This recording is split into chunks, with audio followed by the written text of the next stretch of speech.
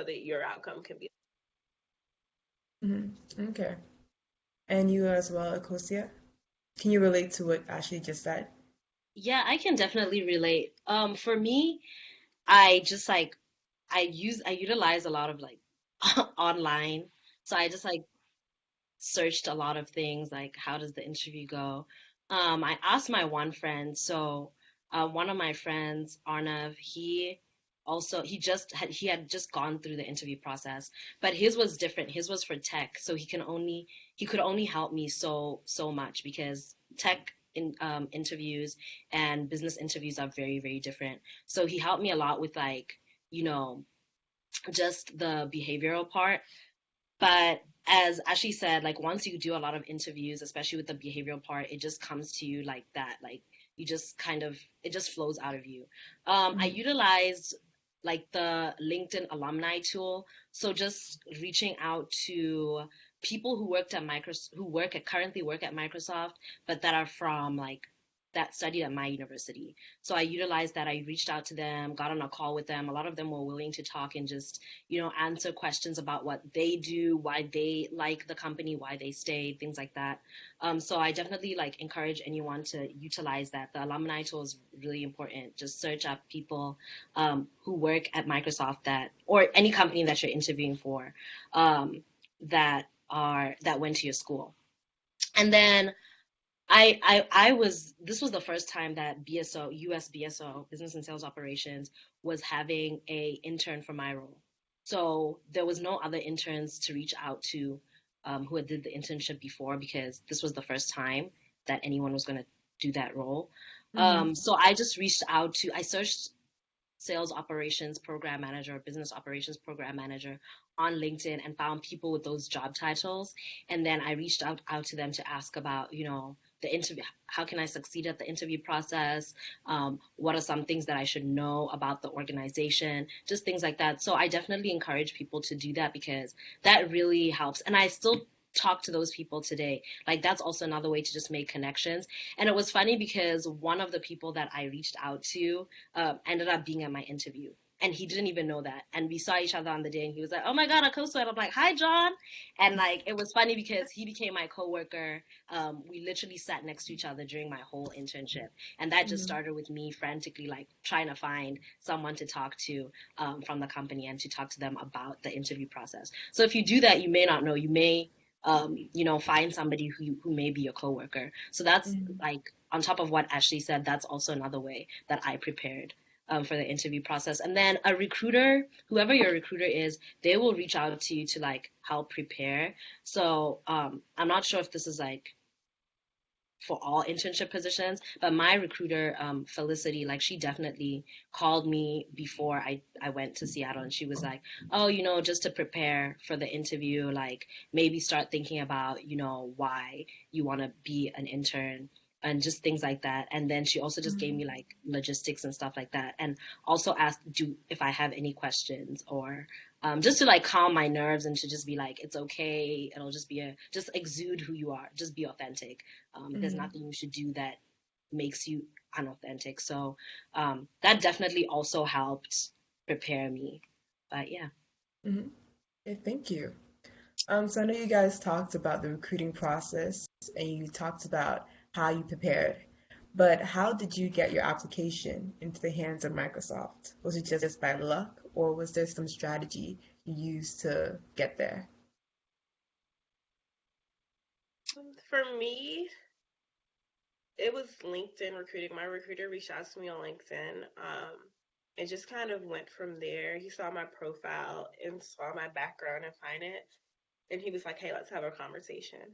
And that was probably honestly the most chilled recruiter I've ever talked to. Mm, But prior to that, Microsoft had been on my campus. I hadn't had much interaction with them. I might have gone to like a couple of informationals, but I wasn't actively looking for anything.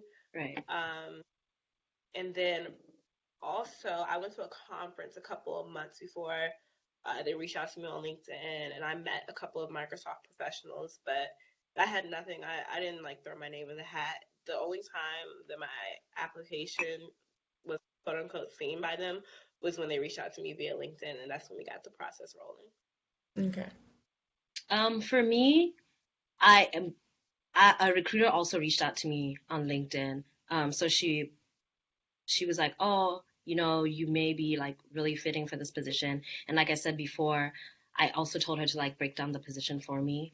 Um, Microsoft doesn't recruit at my school, so I hadn't like spoken to anyone from there before, like any recruiters. The one time that I had met someone from there was at a NABA, so National Association of Black Accountants, Mm-hmm. the national conference in New Orleans. So I met Deborah there, and she's an FRP actually. Well, she just graduated from the program, but that's the first time that I met. You know her? Yes. Yes. So yeah, Deborah Kind, she was like really nice. We talked a lot. And she was also from Ghana, so like we connected on that level too. Mm-hmm. And then we just stayed in touch, like throughout the whole time, became friends, like just talked about anything. Um, so yeah, like my profile was like seen on LinkedIn. Um, and definitely like when when I was looking for internships and I made this whole post and that post ended up going viral, like I think that's when other recruiters also saw the post. So that brought a lot of attention to my profile. And like, that's also probably why a recruiter reached out. But yeah, before I was like, oh my God, like, I was definitely infatuated by Microsoft, but I didn't ever think that maybe I'd even be like good enough. And that's also another thing. Never doubt yourself, y'all. Like, never think you're not good enough because, oh my gosh, we sometimes can be the own blockers of our blessings. Like, sometimes we can be our own enemies of progress. So definitely like don't think you're not good enough for something because I was definitely like thinking that, oh, maybe like I'm not good enough, and then like I got an internship. So definitely just like keep your hopes high and just go for any opportunity. Like even if you think you may not get it, just go for any opportunity. Mm-hmm. So yeah, my profile was just like seen on LinkedIn. And honestly, just like going back to what Ashley said about like her recruiter being chill, mine was so nice too. Like Flick, oh my God. And that's Flick like was that. Yeah, Flick was my recruiter. Was she yours? so no, I had the person right before Flick, but now Flick recruits for FRP now as Yeah. well. Yeah, Flick was Wow. my recruiter. Yep. And I also spoke to Kevin Hackey. Do you know him? Kevin recruited me. Kevin is Yeah, great. so yeah, Kevin. Honestly, like that's another thing about recruiters at Microsoft. For the most part, from what I've seen, like they just changed my whole perspective on what a recruiter is supposed to be because they Mm-hmm. actually go hard for you. Like they really care. They want you to succeed in that Mm-hmm. position. And even if you don't end up choosing that position or going for that position or whatever, they want your best interest. So they want to know what you like and if you like that position will be best suited for you. So I think that's why I connected with my recruiter on that level. And then we were Mm-hmm. just talking about how I can be successful at that role. So it's definitely like that definitely helped me. Yeah. Okay, perfect. Yeah. Nicosia, while you were talking, you mentioned that you made some posts on LinkedIn. Can you Yeah. explain a little bit more about that? Yeah. So so when I was looking for internships, it wasn't panning out for me. Like I would just send in application after application, go to like every conference. I was like on conference steroids. Like I would go to every conference, like especially the NABA ones. Um, because I just like networking. I like talking to people, as you guys Mm-hmm. may know already. I talk a lot. So I like talking to people. So that I just utilized that ability, but I wasn't getting like internships. Like a lot of companies would say, "Oh, oh my God, we like you," but and it would always come back down to like the sponsorship aspect. For a lot of international students, they need to be sponsored to work in the US. So that was also another thing. But so I just realized I had nothing to lose like at the time, and I was like, let me just make this post on LinkedIn. So on LinkedIn, I was like, oh, the application process sucks. Like it's hard. I'm not getting any opportunities. Like I've applied, I've emailed, and my emails turn cold. Like I've gone to networking events, whatever. So if you're out there and you're recruiting talent, like I'm talented, so hire me. Like literally, that's what I said. And I've noticed how LinkedIn has grown and become such a powerful tool, especially after Jeff Wiener's like leadership. So I just gave him a shout out. I was like, thank you, Jeff Wiener, for this like platform, Mm-hmm. how it's grown under your leadership. And you tag Beyonce in your posts. You don't expect Beyonce to someday like pop out and be like, Yeah. "Hey, girl." But Jeff Weiner, like after 2 weeks after writing the post, he popped out and he was like, "Akoso, a nice job on your profile. I'd be surprised if nothing materialized." And you know what was funny? At the bottom of that post, I had written like, "I was always told to be bold. Maybe someday that will pay off." So when I was growing up, every time my parents, especially my mom, would always be like, "Nana," they call me Nana for short. Hmm. So they would always be like, "Nana, be bold. Nana, be bold." So when I was writing that post, I could always hear like my mom saying, "Nana, be bold." So I was like, okay, maybe someday it'll pay off. When I tell you it paid off tenfold, always listen to your mom, y'all. Like, always listen to your mom, always listen to your parents. So it paid off for me. And with that comment from Jeff Weiner, it was kind of like an endorsement because LinkedIn is like a virus. When somebody comments on your post, everyone Hmm. in your network sees it. So he's got over 7 million followers. Hmm. So all of those people like saw it, and people, even companies that rejected me, partners from those companies started reaching out like, "Oh my gosh, like we would love you to have you in our company." And so from then on, like I noticed this true power of LinkedIn. Like before, I saw that LinkedIn could work, but you never really understand it a lot until it happens to you and you see it for your own eyes. Hmm. Um, so yeah, that was the post that I wrote, and I encourage anyone to just like be bold. Like I posted on LinkedIn like in a direct form because a lot of people don't share, their like vulnerabilities on LinkedIn. They Hmm. only just share like, "Oh my God, like I got this opportunity." So they'll only share like the positives. But I was like, the recruiting process sucks, and anyone can resonate with that. Everyone has been rejected at least once. So that was not a unique thing. So I just wanted to post about it and be like, Hmm. if anyone is looking at this post, hopefully they see that I really want an internship to like see how best I can utilize my knowledge. So yeah. You're perfect. Mm. Okay, so we're gonna shift gears a little bit and talk more about Microsoft. So can you Okay. guys tell our audience a little bit more about what you do at Microsoft? So currently, I'm in the finance rotation program at Microsoft. So that means I serve as a financial analyst for the next 2 years, rotating through 4 business groups. So I rotate every 6 months, and you are given a choice of I think about maybe 30 different rotations, and maybe it's probably more than that, 30, 40 different rotations that you can pick from and rank. And 9 times out of 10, you get your top like 7 choices, like you get something within your top 7. And there's also an opportunity to go international with this. So that was just a quick little plug for the program if anyone's interested. But in my current role, I'm under the marketing and consumer business organization at Microsoft. Hmm. And I'm in the retail stores group division. So under retail stores, there is a physical side and a digital side, and there's also a revenue team, and then there's also a controllers team. But I'm in the physical stores team, and the physical stores team covers the 100 retail stores, like brick and mortar stores that Microsoft has all throughout the world. So my role as an analyst, I cover the New York City store and the Sydney, Australia store, which are our flagship locations. Our New York City store is, I think, one of our biggest stores. It's like crazy. I haven't been, but I heard it's amazing.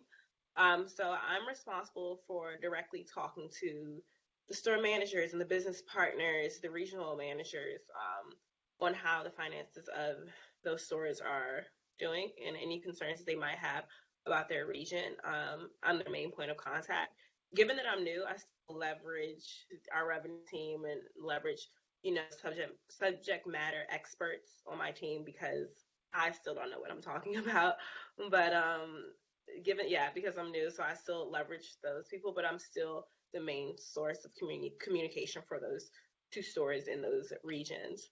In Hmm. addition to that, I do a lot of reporting on our consumer business and our small and medium sized business and education space. I do a lot of reporting on like the growth trends of those spaces and how over the years like they've been performing.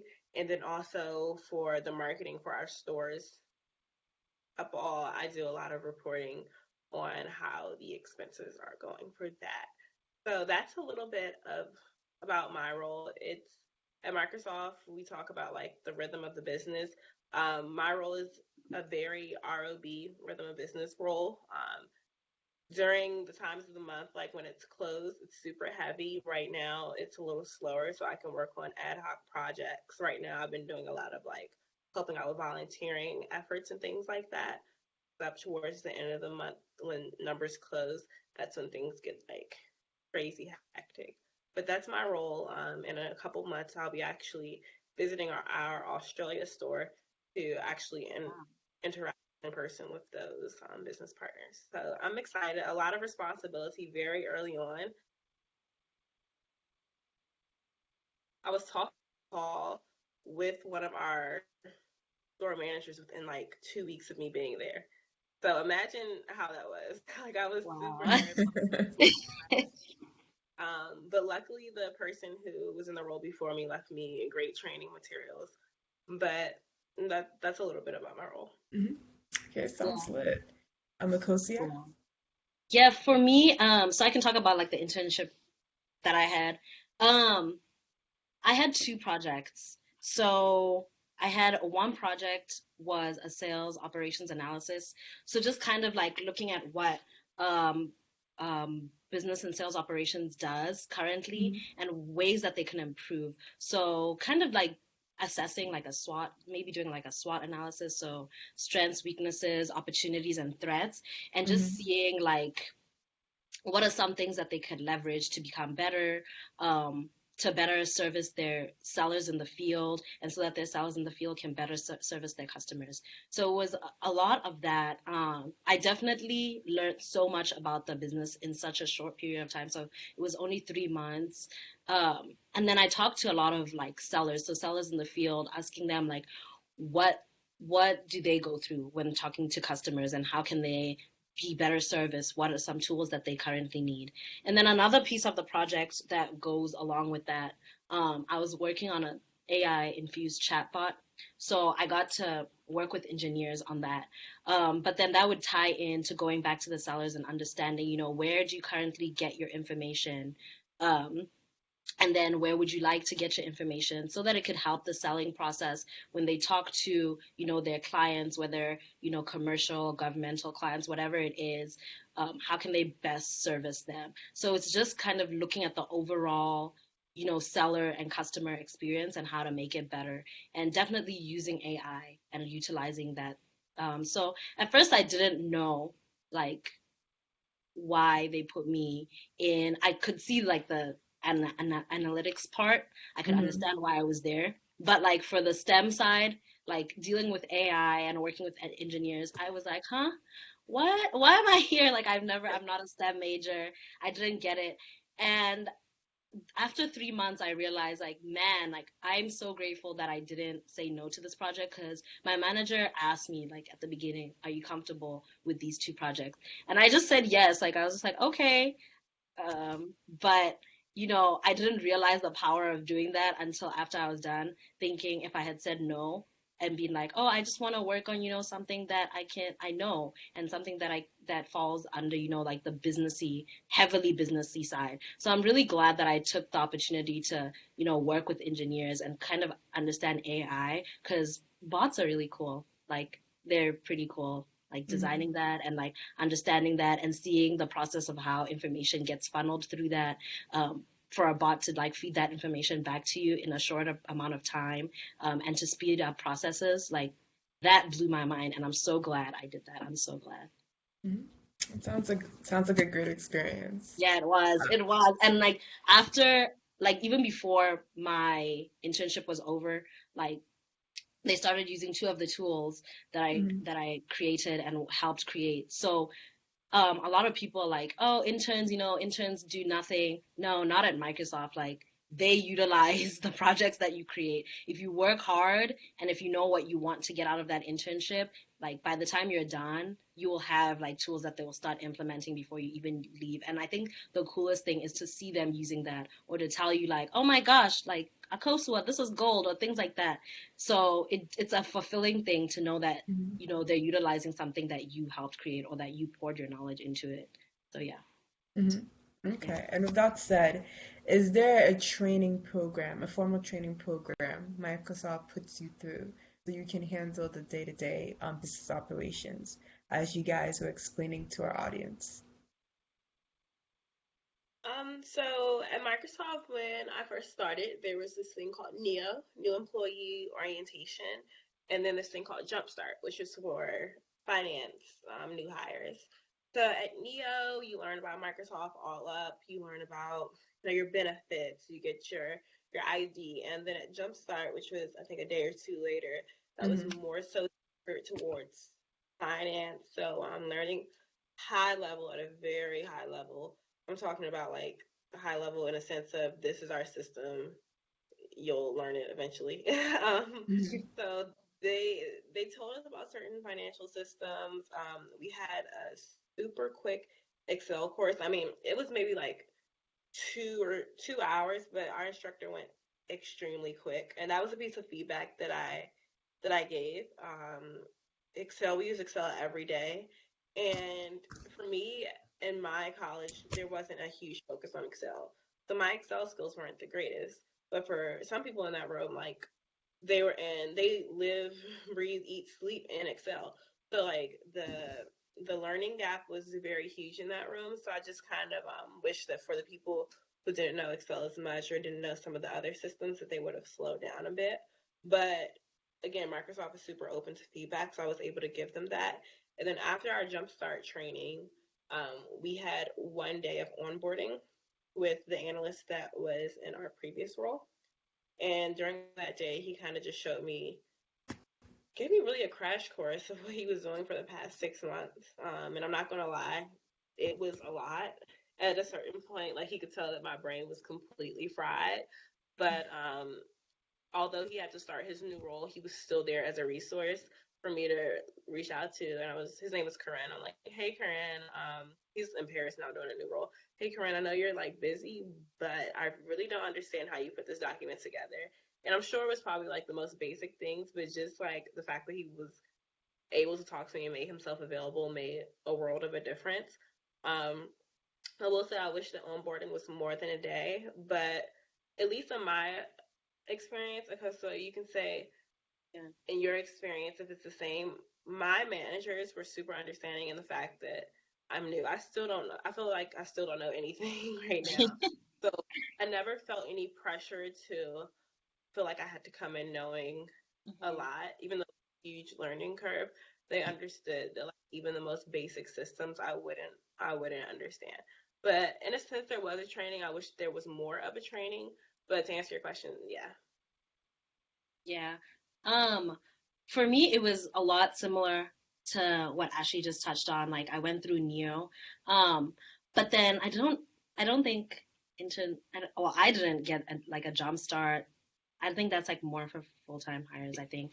Um, for me, I was with my manager, like one-on-one, learning about the business, learning what I was going to be doing for probably just like the first week, maybe half of the first week. Talking about if I understand the project, where I can get like all the information. And definitely once you get into Microsoft, you'll learn really quickly that there's so much information. Like it's impossible to learn it during like 1 week of training or whatever. Like there's just so much information.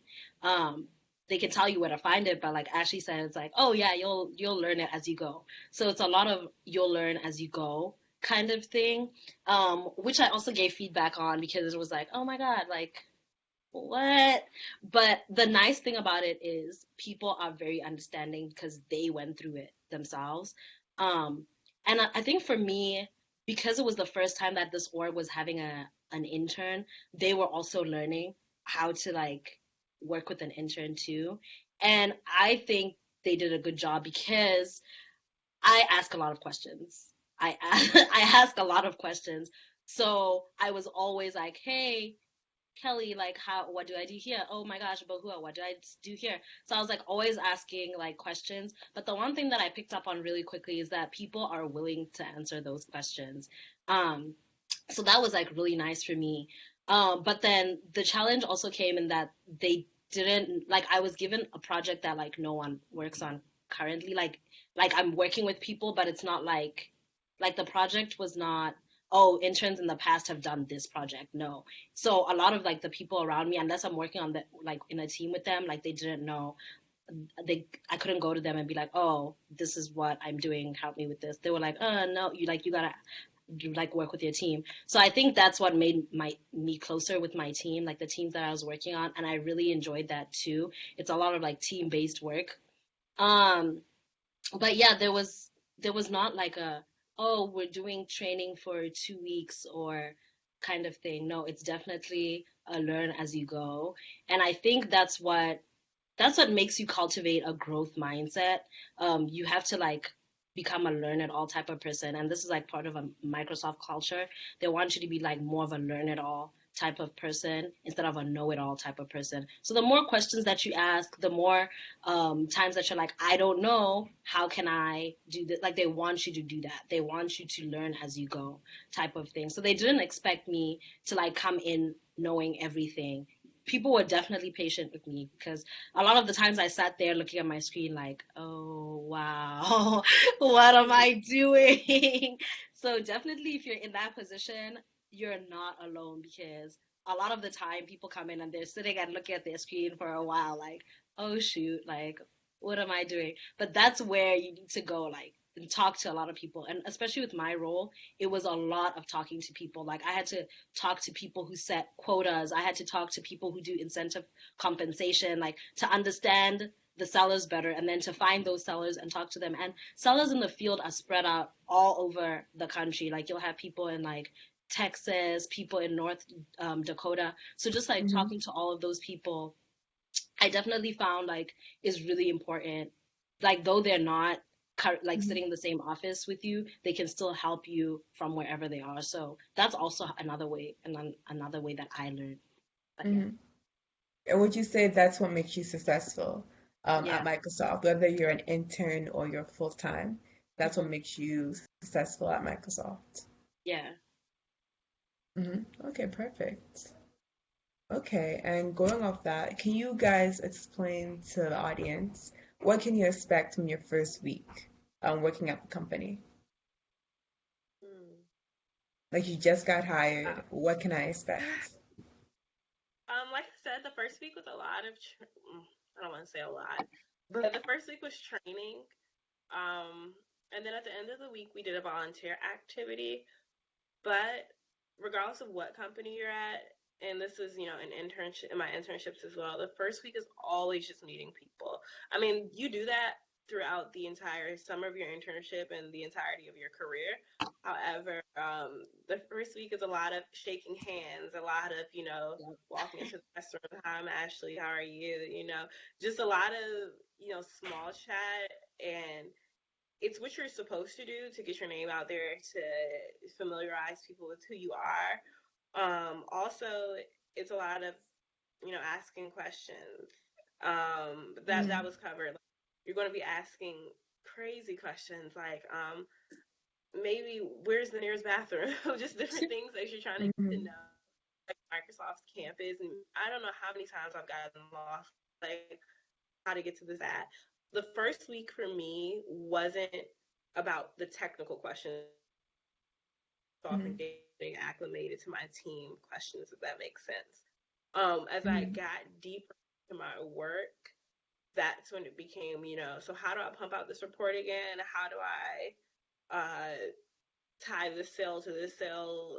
Like different things like that. What does this number mean for the overall P&L? Like all that stuff ended up coming later, but my advice would be during your first week, just really get to know people and work on um, those skills that really make you personable, because people want to know who they're working with.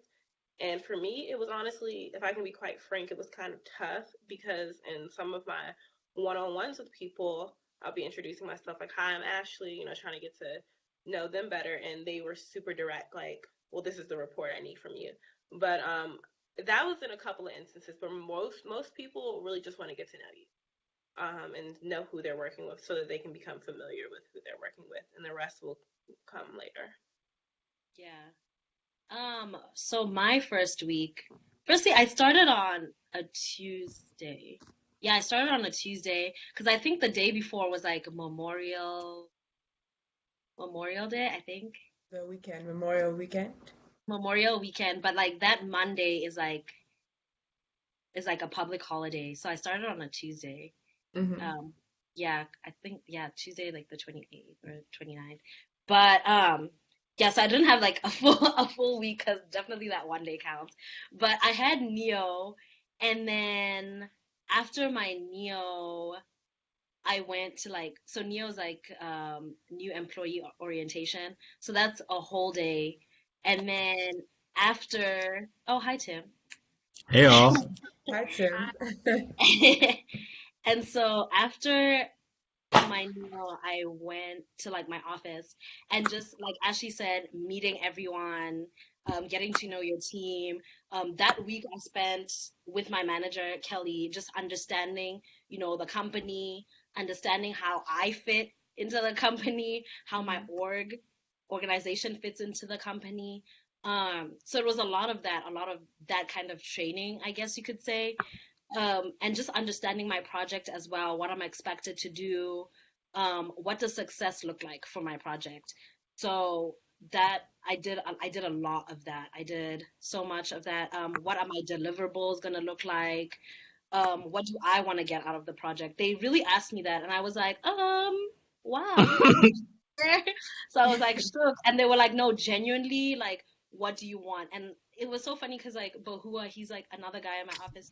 He came in and he was like, he's done an internship before, but he didn't see how he contributed a lot to the company. And so he told me, if you really want to get something, whether it's through this project or even just learning another skill, what do you want to get out? And so I told him, like, I want to learn how to build Power BI. And they were like, wow, okay, like, okay. So that was something outside of my project, but they care enough to ask. Like, they know you're there for 3 months. Utilize your time there. And so during that first week, I spent a lot of time just understanding what do I want to get out of this internship, a lot. And I also told them I want to leave you all with um, tools that can like cause impact and like make your lives easier and things like that. So a lot of my project was like doing that, making their lives easier and working with people to do that, make sellers' lives easier, the customers' lives, or even their like the managers' lives easier. But then, like Ashley said, going back to that, I spent a lot of the time like meeting people in the office, getting to know them, getting to talk to them, which was like pretty cool. I was in the Lincoln Square office, and our office is just like a tall tower. So everyone in the whole org was there, from the U.S. President Kate Johnson, down to like I guess me because I was the intern. But even though like I was the intern, they don't make you feel like lower than anyone. But yeah, so you can just walk around the office and bump into Kate Johnson. And she's like super, super cool and super chill. She'll say hi to you. Like, it's not like you can't talk to leadership. And so that's also something that I really enjoyed. I did all of that within like the first 2 weeks. So like Ashley said, it's really important to go out of your own little bubble and talk to people, learn about what they're doing. Um, because you shouldn't just be confined to, oh, I have to get this project done. Like, no, learn about other people's roles and what they're doing, so that and how you can learn from them. So yeah, just things like that. Preach. Hi, Tim. Before we move on, can you introduce yourself and give a quick brief on what you do at Microsoft? Who, me, Tim? Yes. Oh, okay. So my name is Tim. I am an AI product manager at Microsoft, working specifically within our customer care intelligence team, which is within our Dynamics 365 organization, which is another organization within Microsoft, right? For those who work at Microsoft, we currently say that we have three clouds: Dynamics 365, Office 365, and then there's Azure. And those are some of the organizations within Microsoft as a whole. So I've been here for a month and 2 weeks now at Microsoft, currently in Seattle, and I've just been doing a lot of product management work, which is kind of listening to our customers, building Mhm. early stages what our product will look like when we launch. And it's actually launched to the public in a keynote recently, so it's out there. What we're doing is out there, but we're still working on it internally. And I also do a lot of design production work, working really closely with our design team. to kind of operationalize our process and alluding to what Akusa said, make sure everything's running a lot more efficiently in terms of how we work, how we collaborate, and what we're trying to do for our customers. Okay, perfect. Okay, thanks for joining us. So we were just talking a little bit about what makes you successful there and what resources you can use to make yourself successful at Microsoft. Can you elaborate on what makes you successful at Microsoft and what resources you can utilize to make yourself successful there? I love that. I think one thing is, first of all, when it comes to success, first defining what success looks like for you. Because Yeah. success for me was, I'm a community builder. I tell people that every day. Every single day I tell people I build community. And I do that as a full-time job. That's not like outside of my work, I do community work. No, I do it every single day. It's something I'm passionate about. So success for me is always a matter of if I go to a place and the community isn't what I need it to be, or the community is lacking. Success for me as a community builder and in my role here at Microsoft is making sure that we have a strong community, and making sure that I love the community I'm a part of, right? So when it comes to my definition of success, what I've found to be successful is that ensuring that everyone within our team understands what's going on in terms of the product, that there's a lot of cohesion in terms of how we're collaborating with each other, and from a cultural perspective, everyone feels energized, everyone feels happy to be working on what we're working on because it's really cool, and it's something that we should all take an opportunity to reflect in and have that shared experience. So in my work here at Microsoft and in my role, I think what's made me successful is bringing my authentic self to work every single day. As a community builder, people know that. I think outside of Microsoft, before I came here, I think I had people knew me for my brand, and it's actually one of the reasons why they recruited me to come work here, because they know what I love doing. So it's really a matter of every single day me bringing my authentic self to work, and my teammates know that I love community building and that I try to turn everything into like a community related project, right? So if it's a matter of we have to start this initiative, I'm like, okay, what's the community? How do we build a community around this, or who do we need to be a part of our community so we can build this for our community, right? I'm very community centric in that sense. So in terms of the way I work, it's a matter of always positioning myself as that community builder and asking the right questions. As a community builder, I fully believe that you have to work from a needs perspective, always asking the right questions to the right people and understanding which stakeholders in your work will help you, help you accomplish what you need. So as a product manager, I always have to do stakeholder management. I always have to communicate. I always have to make sure that I'm driving the right initiatives, but also most importantly, that I'm listening as a leader to what people want, because if they don't see that I'm listening, then I won't be successful. So that's what I do. And would you guys like to add on to this before we shift a little bit? Of Yeah, course, I would Sierra. say I agree. Yeah, I would say I agree with Tim in the sense that you definitely have to define what success looks like for you, because success for everyone is different. And definitely when somebody's like, "Oh, I am successful," and then another person looks like, "Are you really?" It's like, "Yeah, I am. For me, I am." So that's another thing that's really important. You have to sit down and like just be with yourself and understand, what does success look like for me? Because then you can carry yourself along, and every day you can be like, okay, am I accomplishing this because I want to, and not because somebody has placed what success looks like for me onto me. And so that's one thing that I had to do. That's one thing that also I had to understand, that it's like, what does success look like for Akos? Not what does success look like for everybody around Akos, and then Akos has to achieve that. And so I think Mm, that's where you find like your happiness as well, and mm, that's what gives you the passion. So passion is a driving force. And so if you understand what success looks like for yourself, then you'll become passionate about achieving those goals. You'll be happier and more authentic in achieving those goals. And just going back to authenticity, it is so important, and I can't preach this enough, to exude authenticity all the time. Like, don't try and be somebody that you're not, because that limits yourself in what success you can achieve as well, because you won't be happy if you're not yourself, and if you're not doing something for for you, then you won't be happy doing that thing. And so I think all of those things, whether it's authenticity or just understanding what success looks like for you, all of those things become a cohesion. And then they become a driving force. So when you wake up in the morning, you'll be like, okay, I'm ready to go because I understand what I want to do. I'm going to live my best life. I'm going to be authentic and I'm going to go out and do that thing. And I think that's what I loved about, being at Microsoft. I talk a lot. I'm loud. I'll be doing my work and suddenly start dancing. And so people will join in with me because they want me to be me. And they believe that, if you're your best self, you make them better.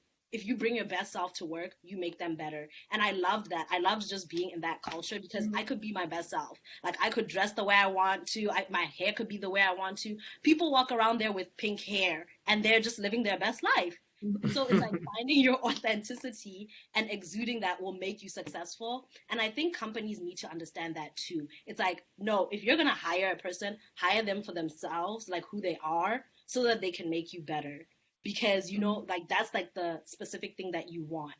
And I think Tim posted about this on LinkedIn yesterday. It's like, I think you said something about don't hire For a culture fit. Hire for a culture ad. Exactly. Hire for a cultural ad. You want somebody to come in and make you better. You don't want to make somebody change who they are so that they can fit into your culture. Like, no. And that's how we grow. That's how we exude like a growth mindset kind of thing. And so I think that's really important. And for me, I was able to like successfully do my projects because I fell in love with what I was doing. Like my manager, the first thing she asked me was, do you like this? Do you want to do this? And so I was like, man, like, yes, like, you're not just giving me, mainstream. And I told her from the beginning, I didn't want to do like some mainstream accounting. I never wanted to like do tax at that point or audit at that point. And so they found a project that I could, use my accounting knowledge to make them better, but also expand, like go find out how bots work and things like that. And so I found that really cool, and that excited me because I was doing something that I may not know a whole ton about, but they're giving me like that space to learn about it and then create an impact. So I was in a position to use my energy to create impact, and I think that's what made me successful. Okay. I So we're going to honestly shift echo the everything. conversation a little bit. Hey, Ashley. Do you have something to say, Ashley? Oh no, everything. I think they covered it like completely as far as success, especially in the workplace. Yeah. Okay, sounds good. So, I want to talk about our experience as minorities. So, we all are minorities sitting in this platform, and you guys are minorities at Microsoft. How do you navigate the corporate culture? And what are your experiences being a minority at Microsoft, basically? So I will say I've only been at Microsoft for 5 weeks. I didn't have the opportunity to intern, so it's still relatively new for me. Overall, I haven't had any.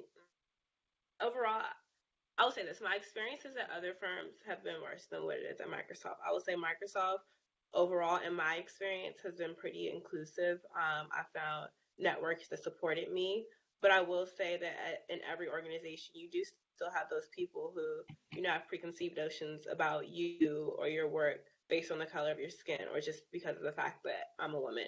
So I have, noticed, especially in other workplaces, men get talked to differently. And even at Microsoft, I've noticed it to a little extent, but it's not something that I feel like I can overcome. It's something that I realize, okay, actually, like, it is what it is, and you just need to work, maybe 5 times harder to prove that, okay, you're here for a reason and you're just disqualified. But I will say, overall, in my opinion, Microsoft has been pretty inclusive, and I haven't had like negative experiences. Um, yeah, maybe Tim and Akosa, you can explain more because Tim, did you intern as well, or? I didn't intern. I didn't intern. Okay. But yeah, I haven't been there long enough to say I've had a negative experience right No, now. I completely agree with you. I haven't experienced the same. But I think with all transparency, I will say when I got here, my team, the culture on our team wasn't the best. It wasn't the best, and that's the thing. The fact is, you won't always like go into a perfect situation, and I didn't expect to come into a perfect situation, because as Akos and Ashley will say, every team at Microsoft is different. It's a huge organization. like a huge organization. Like you can't expect every team to feel exactly the same. So our culture wasn't perfect. And when I came in, I recognized that. At least my first month, what I did was listen, and I understood, how do things work here.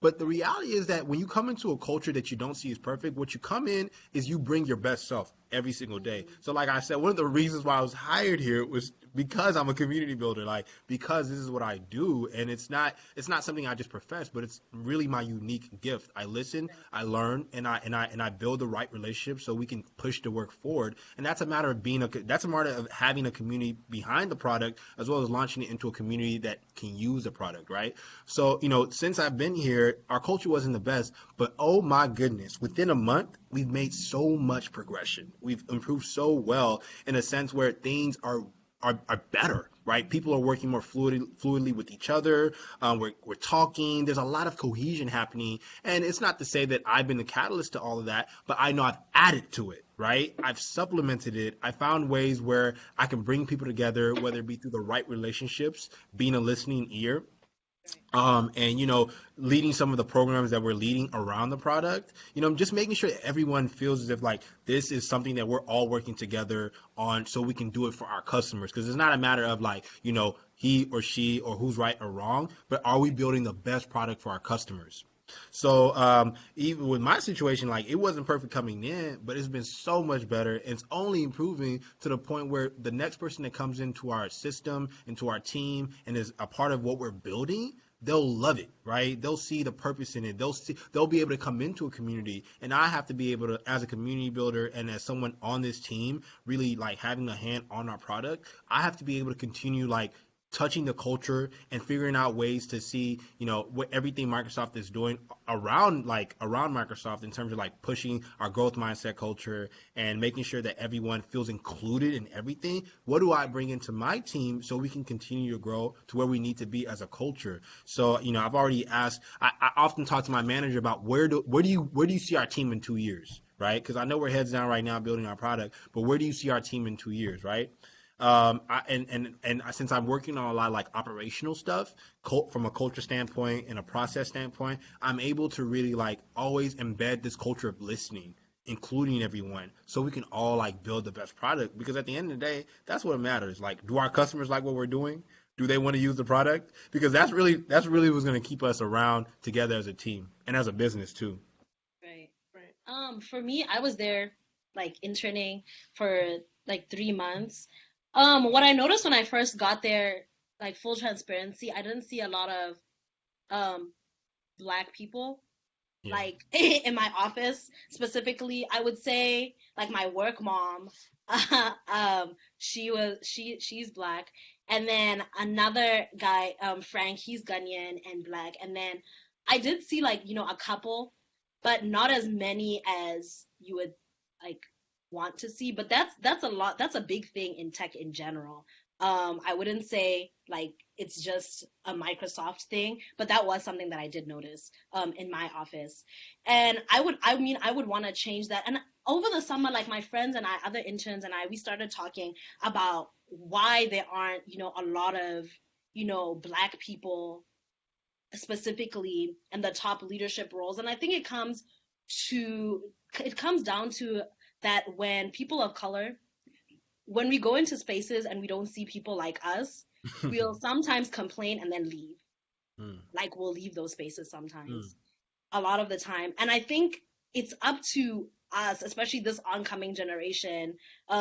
We need to go into those positions, and even if we don't see people like us, we need to stay so that there can be people like us. Because what does it serve if you come into a place, you don't see somebody that looks like you, and then you leave?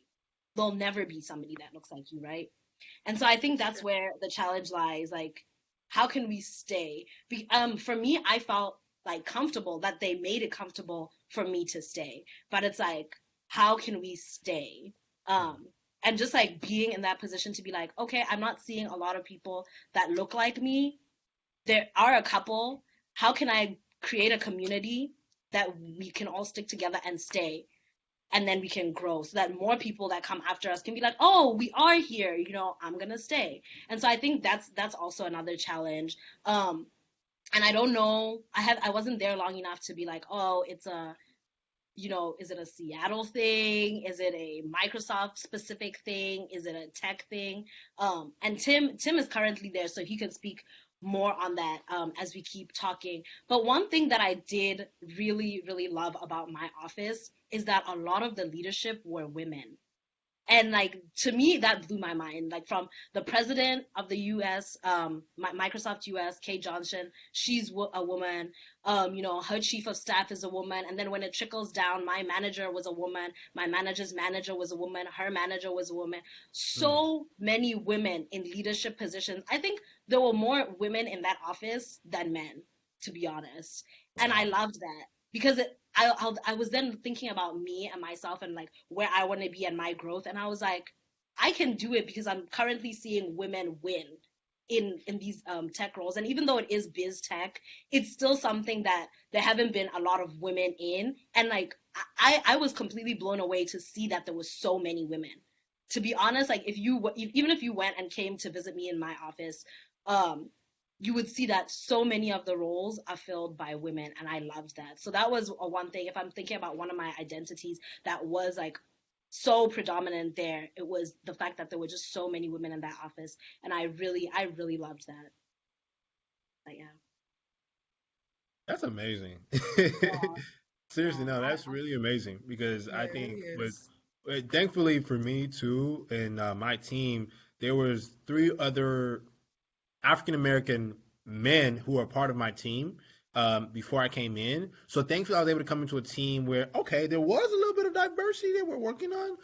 yeah, But even then, with that on our team, in terms of the leadership team, there's only one female engineer, like on the leadership team, right? And as coach said, there needs to be strides to make sure there's by next year two, hmm, or by next year after that three, right? Like, like there needs to be progress because it shouldn't just be one female engineer in an entire room of men. But the way right, she carries herself is with so much confidence, so much candor, that she's definitely included in those conversations, and we have that team atmosphere in which we make sure that she's, like, no one disrespects her, and her name is Jana, and she's amazing. She's an amazing leader, woman leader. And I think though she would want to see more progress made, right, in terms of having more allies who look like her in those right, types of meetings in that room. But overall, I will say that it's a matter of, if you don't see the change, or what you think needs to change, you see it and you're like, okay, how do I change this? Like, you need to be the change. You got to stay. You yeah. can't you can't be like, oh my god, I can't do this, or And then you this is not for leave. me. I got to dip. And then you Yeah. dip. No, you have to stay. It's like, You gotta well, like, stay. what can you contribute? What can you do? What can you share? It's not Yeah. like there's no reason to give up. You know what I'm saying? So I think that's amazing what you're doing, Nicole, and what you observe, because even with what I've observed currently here, and, I see that we still have strides to go, because it's, three or four black people isn't necessarily enough. It could be as many as we want it to be, as long as we Right. make sure that we're adding cultural adds to our Ads. team and can bring us forward. No matter where they come from, they need to come to our team and be part of the community and culture that we're building. Right. Mhm. I would also say, from a cohort perspective, so in the finance rotation program that I'm in, it's about almost 40 people that they recruited. Four, 4/5 of us are black. One guy's mixed, and like the rest of us are like Mhm. black. Yeah. And it's hard. And we are, Mm. as far as like the cohort and the amount of black people, we have one of the highest number of black people like compared to past cohorts, and that's really sad to say.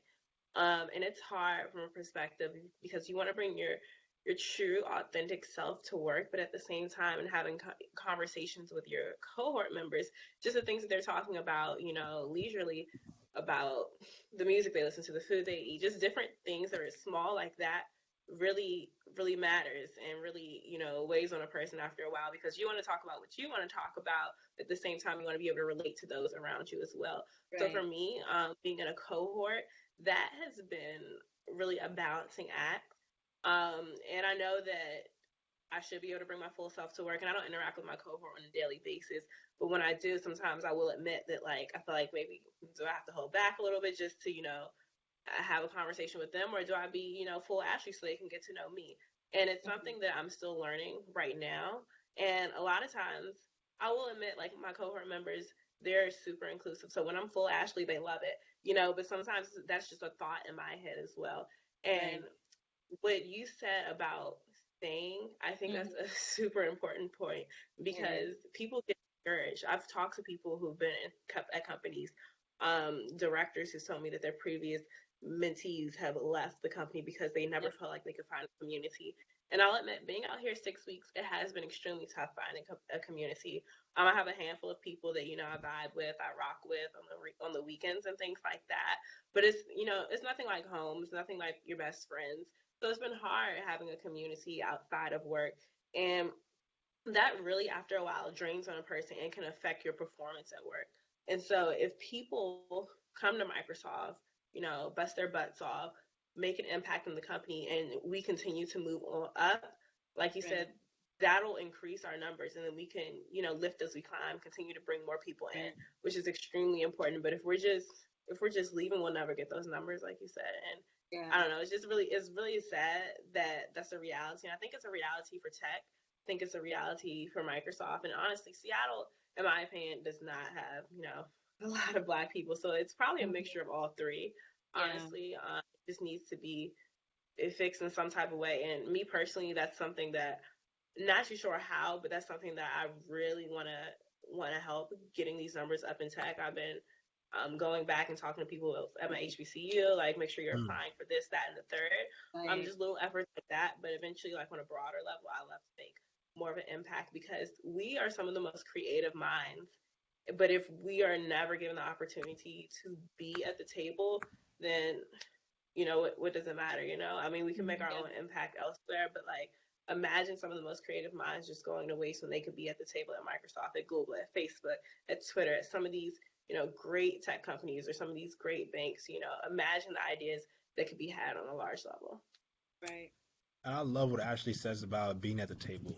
Yeah. I think one of the things I share when I share with my network and my community that I'm going to Microsoft is the fact that I have a seat at the table. When you have a seat at the table and there's an opportunity presented for you to do so, as Ashley said, you take it and you understand where you fit in and you try to Right. push the agenda. You push the boundary. Yeah. That's important. Mhm. Okay. Okay, thank you guys. So I'm going to switch it over to anybody who's on our Facebook Live and see if they have any questions for you.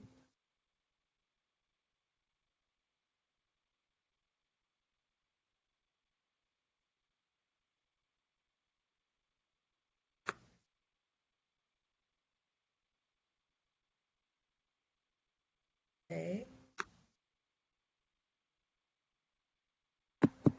Okay, if not, then to close our panel, I want you guys to tell me what surprised you most by working at Microsoft. What was your biggest surprise when you first walked into the door and you're like, I'm gonna start my first day? What surprised you most? Wow, I gotta Whoa, think that's a about loaded question right there. right. That's a hard one. Um, I want to say that what surprised me most was diversity in terms of where people are from. So for me, like I don't know if this is like true to like the company in general, but with interns, like when I went to like my neo and everything, oh my God, I met so many different people from whether there was a girl from Kuwait, there was a girl from Kazakhstan, I can't even say it, Kazakhstan. I know what you're talking about. Yeah, and like I was like, damn, like I've been in the US since 2015. I haven't met people from those places. And then there was a one girl so I was born and raised in Botswana, but I'm Mhm. originally from Ghana, which is West Africa. I met a girl like that. She was born and raised in Botswana, but she's originally from Nigeria. And so I was like, what? Like, nobody even knows where Botswana is half the time.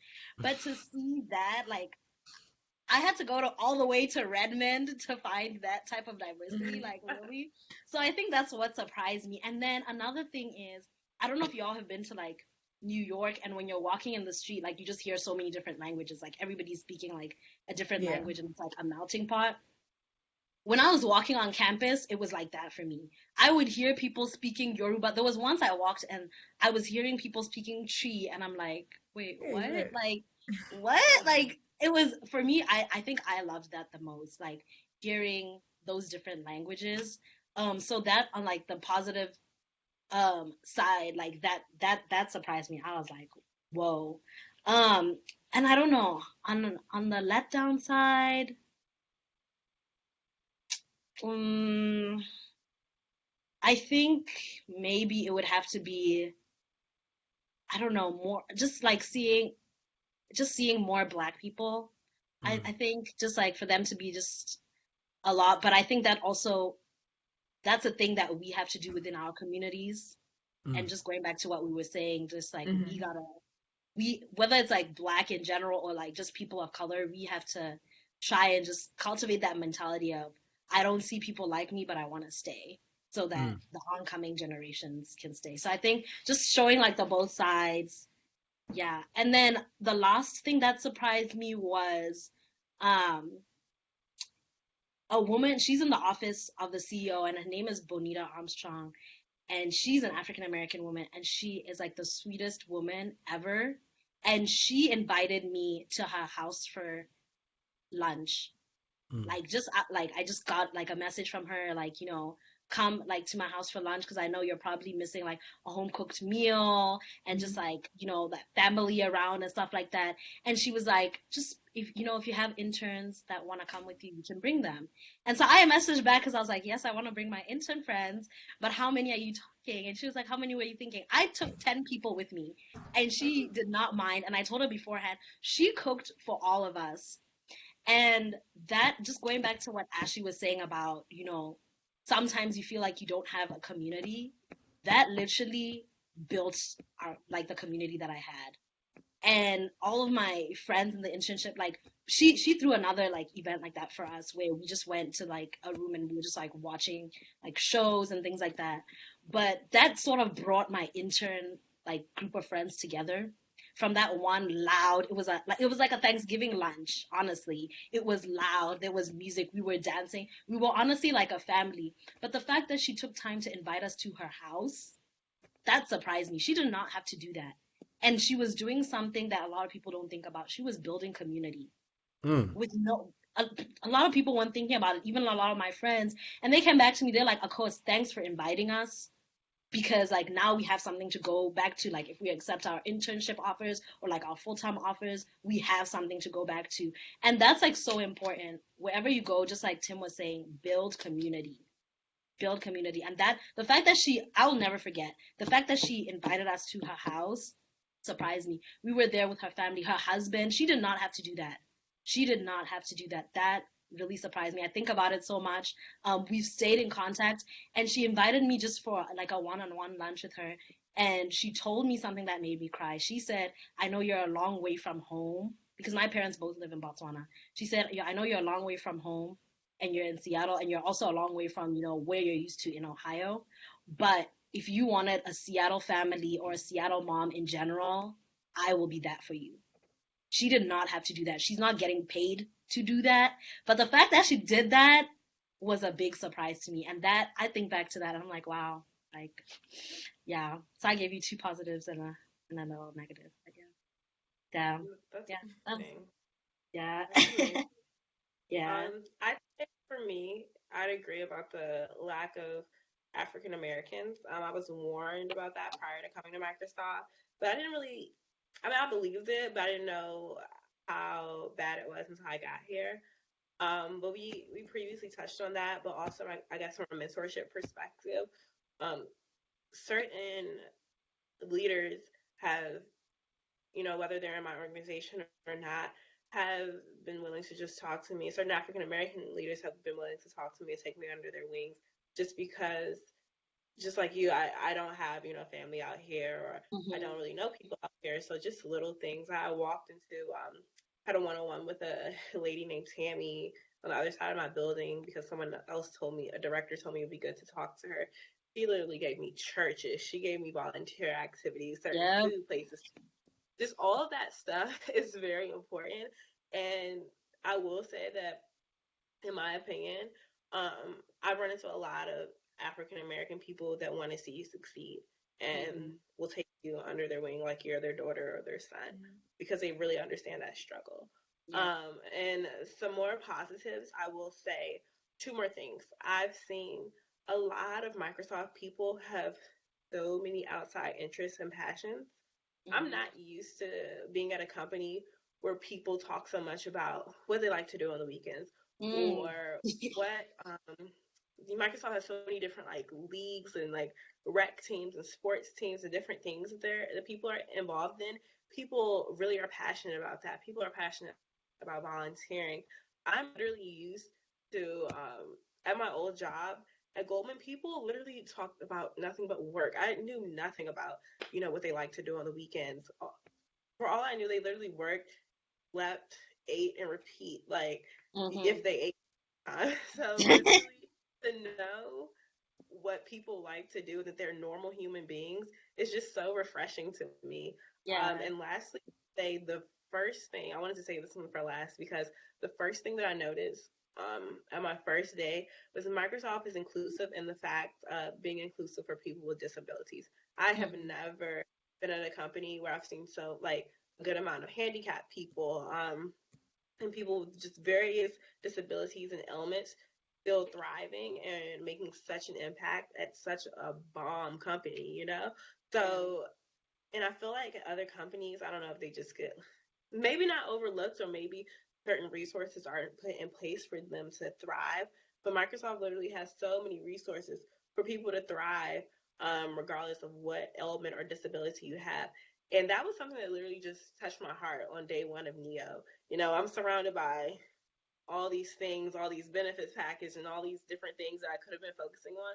But I literally saw like a handful of people who are handicapped, and I'm like, you're starting at the same time I'm starting, bringing same fresh, new energy and new ideas to the companies. And just because you're disabled means nothing. The company just really feels like everyone has ideas to bring regardless of, what personal issues that you might have.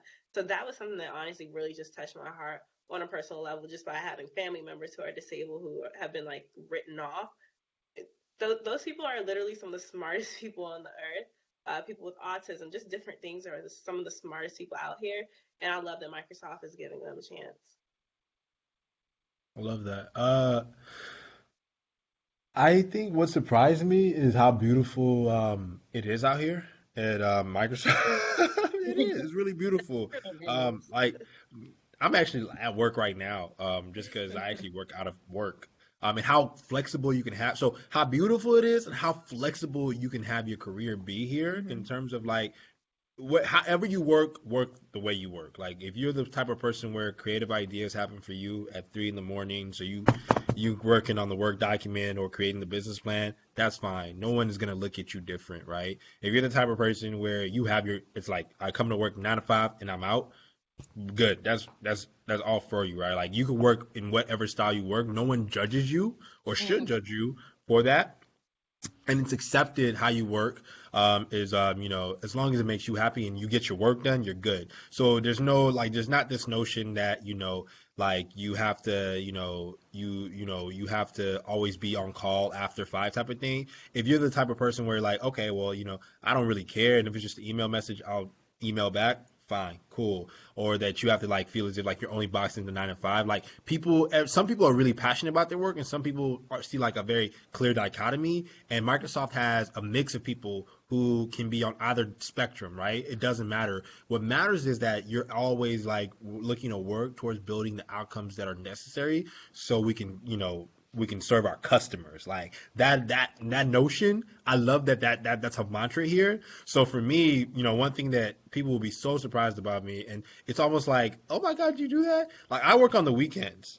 And that's because I'm really passionate about technology. Like I'm passionate about what we're building. So it's not like I'm always like doing like really high level, like really complex work, but I'm always thinking about what can we do tomorrow so we can deliver the best product for our customers.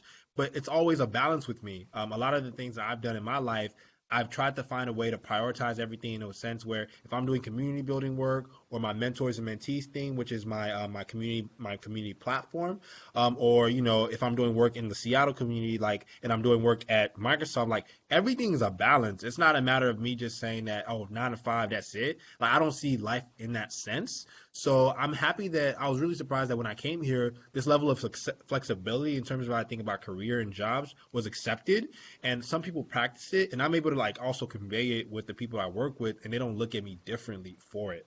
Like some of my people that I work with, I'm friends with them on Instagram, LinkedIn. Some of them are even part of my community platform and mentors and mentees. Like it's it makes me happy being the fact that I'm part of a culture that like they don't see like this clear separation and dichotomy, and it's also part of like this growth mindset culture that we're building in, and how just the world of work is changing. On top of that, beautiful. I just like love being able to come out and just like go into the woods and see all these trees around me. Like this is like the ideal place to work in my imagination. Literally makes me happy. So those two things really, really surprised me. The fact that it's so beautiful out here in Seattle and where Microsoft is, and the fact that career flexibility and just working the way that you feel comfortable is so accepted. No one looks at you weird for it. Yeah. Okay, perfect. Well, thank you guys. Yeah, W was very glad to have you guys this Saturday afternoon/morning. We're really glad we were able to have you guys so you can share your wisdom and knowledge, and I'm sure our audience appreciated it. Um, yeah, thank you. Thank you. For having us. Yeah, And always. It was a please connect pleasure. with us if you need Oh, anything. definitely. Yes, for sure. hmm Okay, thank you so much. Thank you. And I think that's it. Okay. Awesome. Thank Bye. you. Okay, Bye. bye. Have a good day. You Bye. too.